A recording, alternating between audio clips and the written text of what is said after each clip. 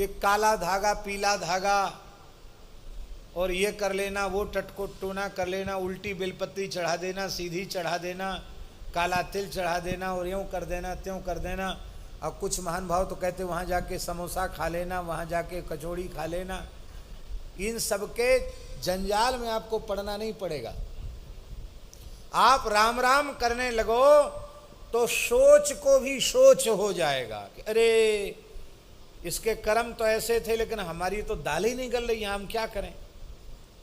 शोक को शोक हो जाएगा और संकट पे संकट पड़ जाएगा।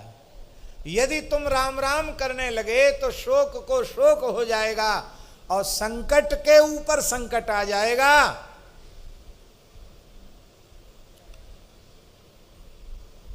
और क्या होगा? जरत प्रभाव नाम ललित ललाम को सोच संकटन सोच, सोच और संकटों को सोच हो जाएगा, उन पर संकट पड़ जाएगा। संकट परत जर जरत प्रभाव नाम ललित ललाम को, नाम का ललित प्रभाव ऐसा है कि जो दहन कर्मा अग्नि है वो भी चंदन के जैसी शीतल हो जाएगी। और डूबती हुई तुम्हारी नौका, भव मझधार में भव सिंधु में डूबती हुई तुम्हारी नौका वो उछर जाएगी, और उछर ही नहीं जाएगी, किनारे लग जाएगी। किनारा कौन है? श्री नित्य गोलोक, श्री नित्य वैकुंठ, श्री नित्य साकेत, यही किनारा है। श्रीधाम वृंदावन यही किनारा है। वहां तुम्हारी नौका लग जाएगी, तुम्हारी सारी बात समझ जाएगी, तुम्हारी बिगड़ी एक पल में बन जाएगी। बस तुम ईमानदारी से, अनन्य निष्ठा से, समर्पित भाव से केवल और केवल नाम का आश्रय लो। कहते हैं ललित ललाम, ऐसा अत्यंत ललित सुंदर और श्रेष्ठ श्री राम नाम, उसका ऐसा प्रभाव है। और कितनी बात, होत विधि दाहिनो स्वभाव विधि बाम को। कहते क्या करें, हमारे लिए तो विधाता ही उल्टे हो गए। कहते ना विधाता हमारे लिए उल्टा हो गया। कहते उल्टा विधाता सूधा हो जाएगा। तुम राम राम तो करो। परम श्रद्धेय पूज्य श्री राधा बाबा की एक वाणी है, नारायण भैया सुनाते थे कि बाबा कहते थे कि जो भगवत शरणागत होकर नाम का आश्रय लेते हैं, पूज्य श्री राधा बाबा के वचन है, भगवत शरणापन्न होकर जो नाम का आश्रय लेते हैं उनके अनुकूल तो अनुकूल प्रारब्ध है ही, अनुकूल प्रारब्ध उनके परम अनुकूल हो जाता, क्योंकि अनुकूलता में उनका भजन बढ़ता है। और उनके जीवन में आई हुई प्रारब्ध कर्म के अनुसार जो प्रतिकूलता आई है वो प्रतिकूलता भी प्रतिकूलता नहीं रहती, वो भी अनुकूलता बन जाती है। अनुकूल तो अनुकूल है, ये प्रतिकूल भी अनुकूल हो जाता है। और जो भगवान से विमुख है, नामाश्रयी नहीं है, उसके लिए प्रतिकूल तो प्रतिकूल है ही।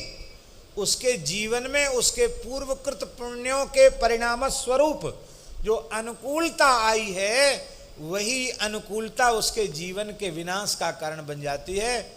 वो अनुकूलता भी उसके लिए प्रतिकूलता साबित हो जाती। जैसे हम उदाहरण दें, खूब रुपया पैसा और घोड़ा गाड़ी मकान दुकान सब खूब हो गया, ओ लाखों करोड़ों का कोई हिसाब किताब नहीं रह गया, ओ जहाँ जहाँ दुनिया में तहाँ व्यापारिक प्रतिष्ठान हो गए, इतनी जगह है कि सेठ जी देख भी नहीं पाते, वहाँ जीवन में जा भी नहीं पाते, इतना हो गया। पर कथा कीर्तन सत्संग से नहीं जुड़ा, भगवान से नहीं जुड़ा, तो उस संपत्ति को, उस अनुकूलता को प्राप्त करके 9-10 बजे तक सोएगा, जो नहीं करना चाहिए वो सब करेगा, जो नहीं खाना चाहिए वो खाएगा, जो नहीं पीना चाहिएगा वो पिएगा, जो नहीं देखना चाहिए वो देखेगा, जो नहीं बोलना चाहिए वो बोलेगा। तो अब इस सब के करने से क्या होगा? उसकी यह भाग्य की अनुकूलता ही उसको नरकों में ले जाएगी। और भगवान के भक्त के अनुकूल परिस्थिति आ गई तो बोले खूब भंडारा करो, खूब साधु सेवा करो, खूब कथा कीर्तन कराओ, खूब यज्ञ कराओ, खूब गौशाला बनाओ, खूब चारा दो गौशालाओं में। अब ठाकुर जी ने खूब दिया है करने के लिए, तो खूब खुले हाथ करो। तो भजन बढ़ा कि नहीं बढ़ा, पुण्य बढ़ा कि नहीं बढ़ा। उत्तम उपयोग उसने अनुकूल परिस्थिति में किया। अब प्रतिकूलता आई तो एक साथ व्यापार में घाटा हो गया, नौकरी से निकाल दिया, घर में झगड़ा हो गया, और सब तरह से आफत ही आफत आ गई। वो किसी रेल की पटरी पे जाके नहीं सोएगा, वो किसी नदी तालाब में कूद के आत्महत्या नहीं करेगा। वो सब छोड़ के कहेगा भैया सब देख लिया, भगवान ने बड़ी दया की, अब चल वृंदावन धाम, रटेंगे राधा राधा नाम, ओढ़ के कामरकारी और जपेंगे कुंज बिहारी। बस बोले चल। अब प्रतिकूलता आई, सब छोड़ के वृंदावन आ गए, यहाँ खूब भजन करने लग गए। तो अब बताओ, अब भजन करने लगे तो वो प्रतिकूलता क्या बुरी हुई, बोलो है? आई तो प्रतिकूलता, सब छूट गया, बिछो हो गया, आके सेवा करने लग गए, कथा कीर्तन में आ गए, धामवास मिल गया। तो हानि हुई कि लाभ, क्या हुआ? लाभ हुआ। प्रतिकूलता भी अनुकूलता है।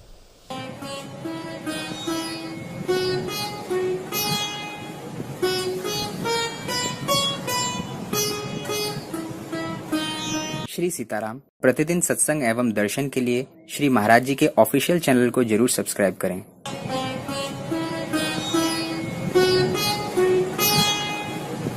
तो साधु करते हैं, और साधु होते कैसे हैं? बाबा रघुनाथ दास जी के स्वरूप से देख लो। जो साधु होते हैं वह बुराई करने वाले के साथ भी भलाई करते हैं। तुमने उनका कितना अपमान किया, पर उन्होंने तुम्हारे साथ कैसा व्यवहार किया। दूसरे दिन वह आया, आकर के स्वप्न में ठाकुर जी ने जो कुछ कहा था वो उसने कह दिया। महाराज जी ने कहा कि तुम अपने ठाकुर जी के लिए रोज़ यहीं से भोग ले जाया करो। क्यों? क्योंकि तुमको बनाने में आलस लगता है, तकलीफ़ होती है, इसलिए यहीं से ले जाया करो। तब रोज़ अमनियाँ ले जाने लग गया। इस तरह से अयोध्या के तमाम साधु अपने ठाकुर जी का अमनियाँ आपके यहाँ से ले करके चले जाते थे। ऐसी अद्भुत सेवा होती थी। एक साधु महाराज के पास आया, और महाराज जी को बहुत, महाराज का अर्थ है बाबा श्री रघुनाथ दास जी महाराज, उनके पास आया और माँ बहन बेटी की गंदी गंदी भद्दी भद्दी अश्लील गालियाँ देने लग गया। साधु सेवक सब बिगड़ने लगे। महाराज जी ने हाथ जोड़ करके कहा बाबा रघुनाथ दास जी ने कि सब साधु सेवक चुप रहें। सब चुप हो गए बेचारे। तब सब ने कहा महाराज ये लगातार गालियां बकताई चला जा रहा है, और हरि गुरु निंदा सुने जो काना होए पाप गो घाव समाना। हरि गुरु की निंदा जो सुनते हैं उनको गौ हत्या का पाप लगता है। तो हम लोगों को तो पाप लग रहा है, आपको गालियां दे रहा है। तो महाराज जी ने कहा कि हम खुद तो सुन रहे हैं कि नहीं, तुम अपने मन से कुछ सोचोगे उससे तुम्हारी गति नहीं होगी, हमारी बात मानोगे तो तुम्हारी गति होगी। इसलिए हमने कह दिया कि कुछ मत बोलो, तो तुम शांत रहो। सब शांत हो गए। गर्मी का महीना था। महाराज ने उसको जब बेचारा गाली देते देते थक गया, तब प्रेम से उसको बढ़िया मिठाई खवाई, और उसको 7-7 हाथ के 2 अचला दिए।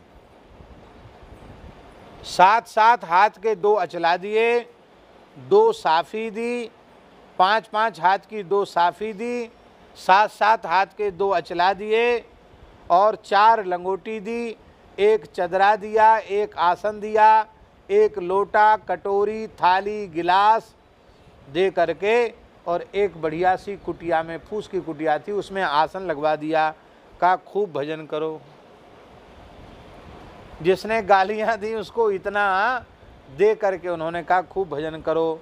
फिर वह साधु हो गया। वो जात का ठाकुर था, तो छत्र जाति का रोष, क्षत्रिय कुल में पैदा होने वाले लोग प्रायः उनमें क्रोध रहता ही है। अपमान की मान भंग ममृष्यताम, भागवत जी में लिखा हुआ है। नारद जी ने कहा देखो क्षत्रियों का क्रोध कितना विचित्र होता है। ये ध्रुव 5 वर्ष का बालक है, इतनी सी बात इसके मन में बैठ गई, सब कुछ छोड़ के चल दिया। ऐसी बात दूसरों को नहीं लगती जैसी क्षत्रियों को लग जाती है। तो क्षत्रिय था और ठकरास उसमें भरी हुई थी, लेकिन अब महाराज का ऐसा व्यवहार देख करके उसका क्रोध सदा सर्वदा के लिए ठंडा हो गया। भगवान की दया हो गई और वह खूब प्रेम से भजन करने लग गया और निरंतर तो नाम जप करता था वो साधु, और अपने शरीर से खूब निरंतर साधु सेवा करता था। तो संतों की परिश्रम पूर्वक सेवा करते करते, नाम जपते जपते उसके पट खुल गए। साक्षात श्री सीताराम जी का दर्शन उसे हो गया और निरंतर भगवान की लीलाओं का अनुभव उसे होने लग गया। हजारों आदमी मेहनत मजदूरी करने वाले लोग सुबह बाल भोग लेने आ जाते, दोपहर को भोजन करने आ जाते, शाम को ब्यारू करने आ जाते। बड़ा फर्श जाजम बिछा दिया जाता, उस पर लोग सो जाते, और जाड़े में पैरा बिछा दिया जाता, उस पर जाजिम बिछा दिया जाता, उस पर सब सो जाते, ऊपर से एक जाजिम उड़ा दिया जाता। इस तरह से जीव मात्र की सेवा बाबा के यहाँ होती थी। लोग किसी भी जाति के आ जाएं, महाराज हमारी लड़की की शादी है, तो बाबा कहते जाओ भैया सब प्रबंध करो, उसकी लड़की की शादी का सब व्यवस्था करो। महाराज हमारे लड़के का जनेऊ, हम ब्राह्मण हैं, हमारे पास धन नहीं है, लड़के का जनेऊ होना, आप इसकी प्रबंध करो। जिसको जिस चीज़ की आवश्यकता होती थी दिलवा देते थे। कोई कहता महाराज हमारा बाप मर गया, हमारी मैया मर गई, हमारा भाई मर गया, हमारे घर में धन नहीं है, हम उनका भंडारा वगैरह कैसे करें, बरही तेरही कैसे करें, तो बाबा उसके 10 गात्र पिंडदान आदि के लिए सारी व्यवस्था करवा देते थे।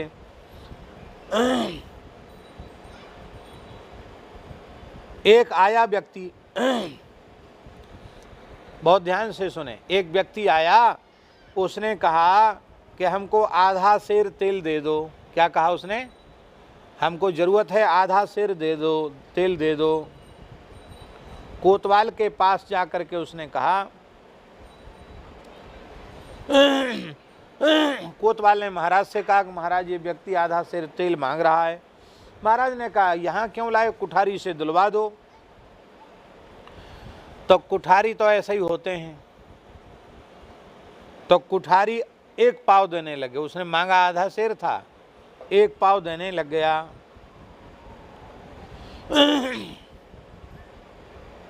उसने मना कर दिया कि हमको तो आधा किलो की ज़रूरत है, तुम 1 पाव क्यों दे रहे हो। तो कोतवाल ने कहा महाराज वो तो नहीं ले रहा है। क्यों? बोले वो कुठारी पाव भर दे रहा, वो आधा सेर मांग रहा है। महाराज बोले अच्छा तो 1 सेर के लिए कह दो। तब कुठारी का यही अभ्यास है कि जितना कहो उसका आधा देगा।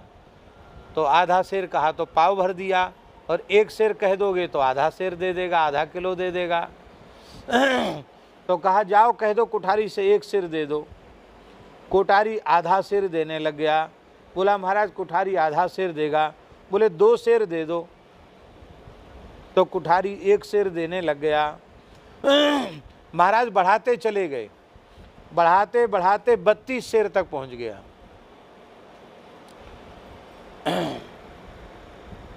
बोले इसको 16 सेर तेल दे दो। तो 16 का उसने 8 कर दिया कुठारी ने। तब आपने अंत में कहा 32 सेर तेल दो उसको। जो आधा सेर मांगने आया था उसको कहा 32 सेर तेल दे दो।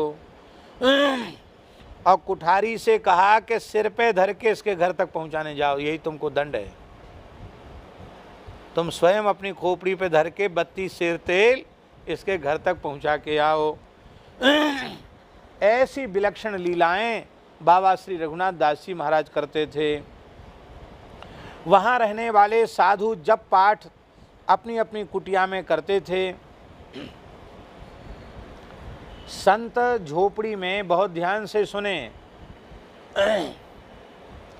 एक एक झोपड़ी में 2-2, 4-4, 6-6 साधु रहते थे। अकेले रहना बहुत अच्छा नहीं है। जो परमहंस जी के समान सिद्धावस्था को पहुँचे हुए महात्मा हैं उन्हें तो एकांत में रहना चाहिए। बाकी जो नए साधक हैं उनको 2-4 साधुओं के बीच में ही रहना चाहिए। भले ही वे दूसरे भजन करें चाहे न करें, पर 10-5 लोगों की नज़र हमारी आँखों हमारे शरीर पर पड़ती रहेगी तो उससे हमारी सर्वविध सुरक्षा बनी रहेगी। इसलिए कभी कमरे में नहीं रहना, एकांत में नहीं रहना, ऐसा पुराने महात्मा कहा करते थे। अब देखो हमारे ठाकुर जी का ललितपुर वाला स्थान है, वहाँ पुराना स्थान, अब तो पुराना सब विसर्जित होकर नया बन गया, कमरे बन गए। एक भी कमरा नहीं था जब पहले स्थान था, एक भी कमरा नहीं, बरंडा, सब साधु बरंडा में।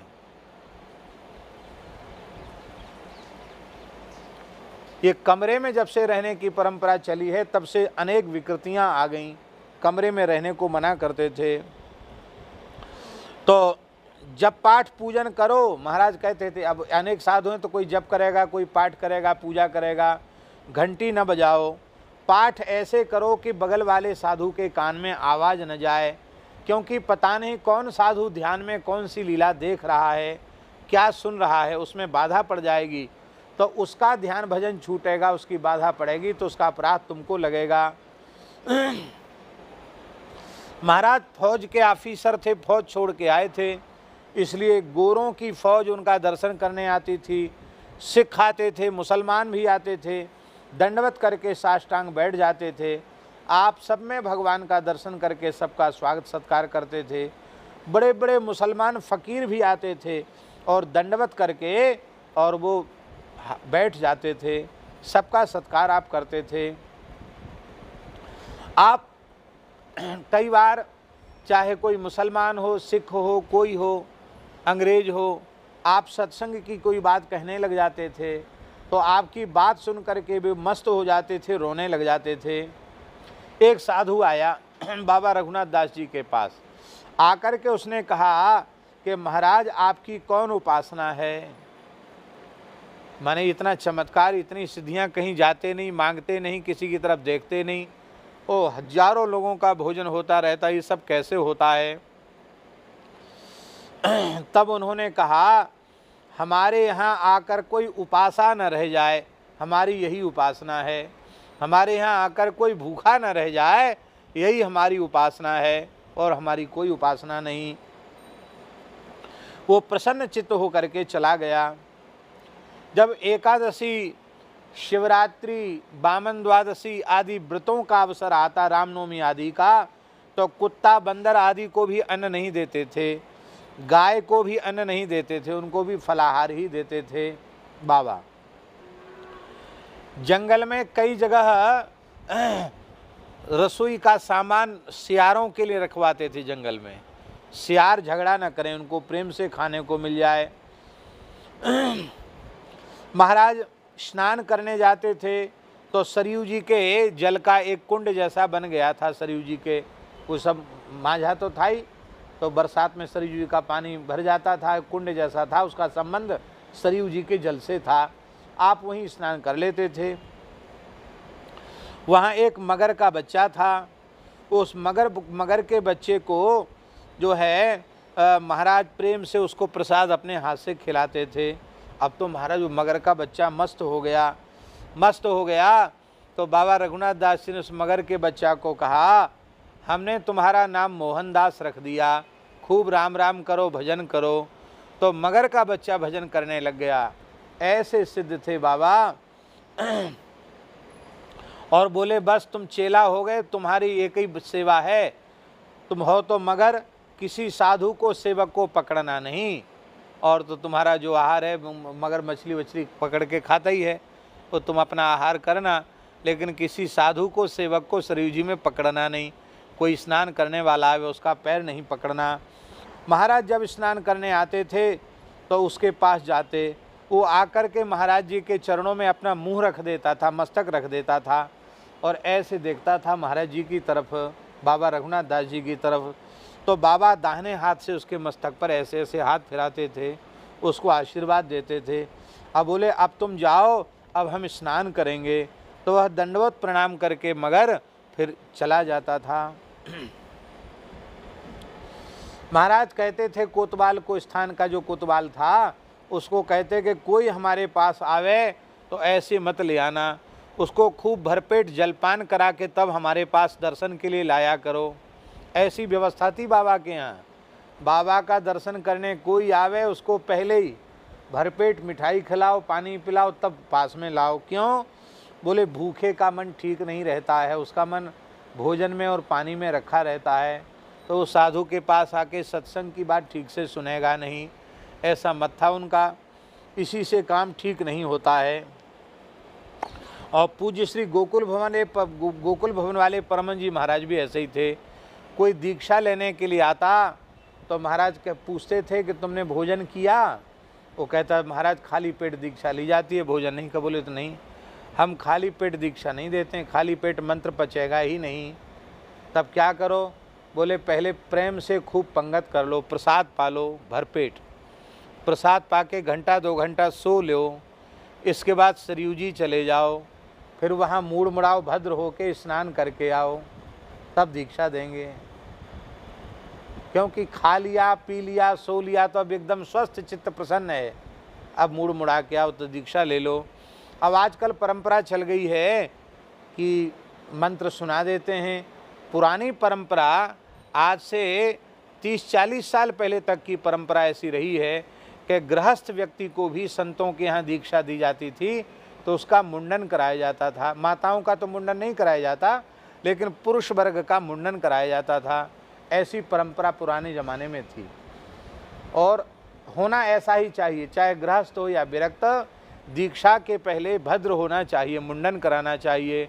क्योंकि जब कोई जीव भगवान की शरण में जाने का निश्चय करता है, उसके पाप कांप करके उसके बालों में छिप जाते हैं, तो बाल भद्र नहीं करावे तो पाप रहे आते हैं, इसलिए भद्र होकर के ही दीक्षा लेनी चाहिए। तो ऐसे महापुरुषों का नियम है। एक बुढ़िया अयोध्या में आई और बहुत से स्थानों में गई। वो बुढ़िया कहती थी, बहुत ध्यान से सुने, बहुत अच्छी बात, वो बुढ़िया कहती थी कि हमारे पास 2 पैसा है, भंडारा करा दो हमारा। तो लोग उसको डांट फटकार के भगा देते, भाग यहाँ से, आई कहीं की, 2 पैसा में कहीं भंडारा होता है, भाग यहाँ से, भगा देते। वो महाराज, वो कोई मारवाड़िन बुढ़िया थी, बहुत मजबूत थी, बहुत संपन्न थी। वो ये परीक्षा करने आई थी कि गरीब का आदर कहाँ होता है। अब वो थी तो सिठानी बड़ी, पर वो ऐसी बुढ़िया कुछ नहीं, फटी पुरानी सी धोती पहने हुए, कहती महाराज हम भंडारा करेंगे। कितना पैसा है? बोले 2 पैसा। भाग यहाँ से, 2 पैसा में कहीं भंडारा होता है। महाराज के पास पहुँच गई तो बाबा महाराज बोले कि 2 पैसा तो बहुत होता है, हो जाएगा भंडारा। तुरंत महाराज ने कहा कोतवाल से कि जाओ 2 पैसा का बाजार से रंग बदल ले आओ। रंग बदल माने हल्दी, हल्दी ले आओ। और उस समय दाल सिद्ध हो रही थी ठाकुर जी की टोकना में, तो बोले उस हल्दी को दाल में डाल दो। दाल में डाल दिया और बुढ़िया के नाम की जय जयकार हो गई और 2 पैसा में भंडारा हो गया। इसका मतलब गरीब से गरीब व्यक्ति भी जो दे दे उसी में, और भगवान को भोग तो लगना ही है। हाँ, कोई सामर्थ्यवान है और उसकी इच्छा है कि एक भी कोई चीज़ स्थान की न लगे, हमने भंडारा किया है तो सारा लकड़ी से लेकर सब चीज़ हमारी तरफ से आवे, ठाकुर जी को भोग लगे, वो बात अलग है। पर कोई सामर्थ्य विहीन गरीब आदमी है, कम से कम पैसा देता है, तो उस कम से कम को भी भगवान की सेवा में लगा करके और उसकी सेवा को स्वीकार कर लेना चाहिए। तो बुढ़िया बड़ी खुश हुई। बुढ़िया ने उस जमाने में 1000 चांदी के रुपया भेंट किए महाराज को। कितने रुपया? 1000 चांदी के सिक्के भेंट किए। बोले महाराज यहाँ धन देना सार्थक है, क्यों जो आएगा वो सब सेवा में ही लगेगा। तब अयोध्या में हल्ला मच गया कि देखो वो बुढ़िया 2 पैसा सेवा में ले लेते तो 1000 रुपया भेंट करती, देखो बुढ़िया को भगा दिया। वहाँ जाके उसने 1000 रुपये की सेवा कर दी। ये उस जमाने की बात है जब 1 रुपये का 80 किलो गेहूं आता था और 1 रुपये का 3.5 सेर घी आता था। अयोध्या के साधु सुनकर के चुप रह गए। एक साधु लौकी का कमंडल बनाकर लाया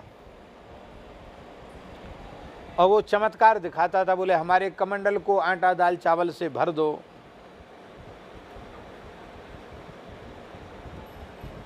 उसको हम मान जाएंगे कि हाँ साधु है, भर दो इसको।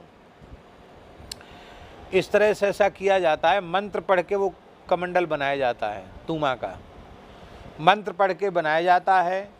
और उसमें भरता वो इसलिए नहीं है कि वो जिंद सिद्ध कर लेते हैं, तो उसमें भरते जाओ, जिंद वो चीज़ गायब करता चला जाता है, दिखाई पड़ता नहीं, जिंद सब गायब कर देता है, जिंद गायब कर देता है। ये चमत्कार है, इसलिए वो भरती नहीं है। वो अयोध्या में कई जगह घूमा, बोले क्या अयोध्या में साधु हैं, हमारा कमंडल किसी ने नहीं भरा। महाराज के पास आया, महाराज ने बुलाया उसको, एक मुट्ठी आटा अपने हाथ में भरा और जैसे ही कमंडल में डाला, कमंडल भर ही नहीं गया, पड़ाक से कमंडल फूट गया। कमंडल फूट गया और महाराज ने उसको प्रेम से भोजन कराया और बोले देखो भैया, ये सब दुनिया के चमत्कार हैं, ये चमत्कार दिखाओगे तो लोग तुम्हें मान्यता देंगे। ये भजन नहीं है, इससे दुर्गति होगी।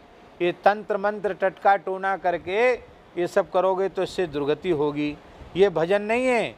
तुमने घरबार छोड़ा, साधु का भेष बनाया और मान बढ़ाई के चक्कर में पड़ करके तुम किसी काम के नहीं रहे। तुम्हारा लोक भी बिगड़ गया और तुम्हारा परलोक भी बिगड़ गया। ये शरीर पर स्वार्थ और परमार्थ दो काम के लिए मिला है। सबकी सेवा करो, ये परस्वार्थ हो गया, सबका हित करो, और परमार्थ भगवान का भजन करो, इसके लिए मिला है। सबका हित करो और भगवान की प्राप्ति करो, ये दो काम के लिए शरीर मिला है। भजन न हो तो परोपकार में लग जाए, भजन किसी से न बने तो परोपकार में लग जाए, गौ सेवा, संत सेवा, ठाकुर सेवा, इसमें लग जाए। भजन न बने कोई चिंता की बात नहीं, सेवा में लग जाए। सेवा में जो निष्काम भाव से लग जाते हैं उनको चौथे वैकुंठ की प्राप्ति हो जाती है।